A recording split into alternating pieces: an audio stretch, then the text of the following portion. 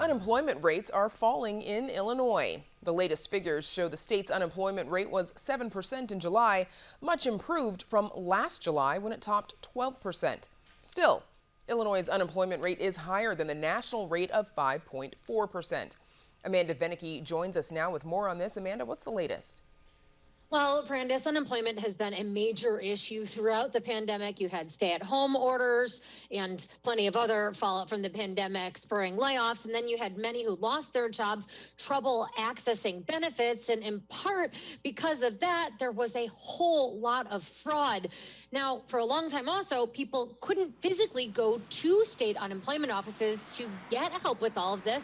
They were closed because of COVID, causing long, frustrating calls to the state's overburdened unemployment hotline. Now, that closure set to change last week. 3 state job centers reopened on an appointment-only basis, including one in Harvey. And then just yesterday, the state announcing the reopening of 3 more, including one in Pilsen.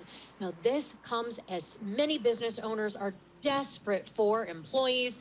Grocery stores, clothing shops, you name it, says Rob Carr, who's head of the Illinois Retail Merchants Association. If you're a restaurant, we're seeing signs everywhere about narrowing hours or closing on certain days because of lack of available labor. You have to have people who are willing to serve the tables and do it during the hours and during the rushes.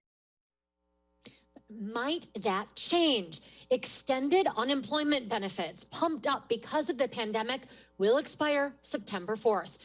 Neely Vasquez Rowland is director of the nonprofit A Safe Haven, and she says demand for services has been unprecedented. Now she's preparing for a reckoning. With the eviction moratorium set to also soon expire, she says joblessness is expensive for the entire ecosystem. It's very expensive to our tax base to have to cover the cost of all the expenses of having people that are at work, are employable, right? If only we made the investment in them to get them employed. She says her organization is doing what it can to make sure that people don't fall through the cracks. And when it comes to jobs, serving like a matchmaker for those who need work and skills and those who need workers. So as employers, are aggressively trying to hire people and they're finding, a lack of applicants, we're actually helping people that are seeking, careers in those jobs. Cara Collective also does this sort of work, and like Roland, its director, Kathleen Caliento, says matchmaking in this regard isn't as simple as it may seem. There are a lot of reasons, especially now, that people may not be prepared to go to work. What we're seeing is because our participants are facing complex issues beyond unemployment, including healthcare, childcare, perhaps even issues and challenges with the criminal justice system, those issues continue to pose barriers for our participants as they're trying to enter into the workforce. Employers may be putting up barriers themselves as well. For example, including job requirements in a posting that aren't actually necessary. You exclude essentially about 68% of Black and about 79% of Latinx populations when you put must have a college degree. And so that's a question that we ask. Does it actually require a college degree? What in the college degree is required for an employee to be successful in this skill set? Could perhaps the experience that they have had up until now, the trainings, the supports, could those perhaps be better indicators of their ability to be successful? A coalition of Illinois' most major business groups, however, say that Illinois needs to do more on the unemployment front. They sent a letter to Governor Pritzker back in July, actually, in one of the outstanding asks. Using federal pandemic relief money, Illinois has billions of dollars left to help to fill a huge deficit in the state's unemployment trust fund. And this really is the fund that pays for all of those unemployment benefits.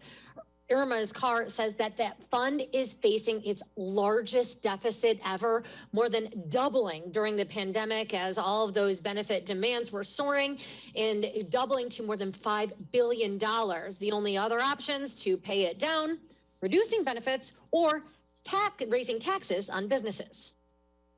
employers did their part, right? They suffered shutting down. Employees suffered shutting down. Employees shouldn't be cut. Benefits should cut. Employers shouldn't have additional unnecessary taxes placed on them as a result of them. They did their part in a pandemic. It's not as if it's a normal recession that was brought about by other economic factors.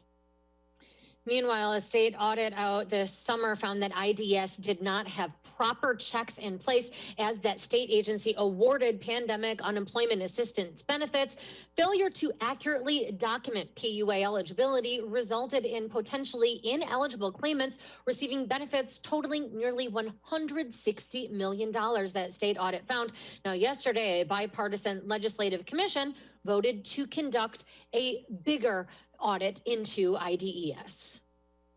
We all realize that in the first few months of the pandemic, everyone was drinking water out of the proverbial fire hose. But this is outrageous. Now, it is unclear what impact any of the changes, reopening of job centers, the expiration of those beefed up pandemic unemployment benefits, what that is going to mean in terms of closing the gap between employers and those looking for work. CARA collectivist Kathleen Caliento says, in this regard, you've got to think of a job as more than a job. It is also, she says, about power and purpose. And when somebody has that power and purpose, that spreads to their family and to the community. Brandis, back to you. Matters a lot, of course, Amanda. Thank you.